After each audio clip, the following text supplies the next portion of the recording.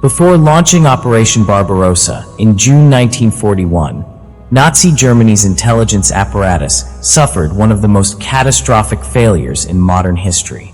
Convinced that the Soviet Union would collapse within weeks, German planners gravely underestimated both Soviet resilience and industrial capacity. Their intelligence networks, spanning the Abwehr, the Sicherheitsdienst SD, and the Oberkommando der Wehrmacht OKW, were plagued by rivalry, poor coordination, and ideological blindness. Instead of cooperating, these agencies competed for influence, withheld crucial information, and often dismissed reports that challenged Hitler's assumptions. German intelligence had little understanding of the Soviet Union beyond its western territories.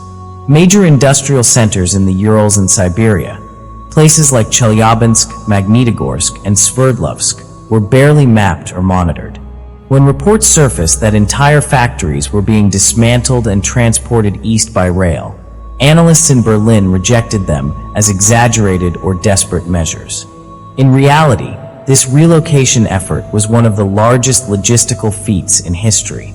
Between 1941 and 1942, over 1,500 Soviet factories were successfully moved east of the Ural Mountains, far beyond the reach of the Luftwaffe. Ideology further clouded judgment.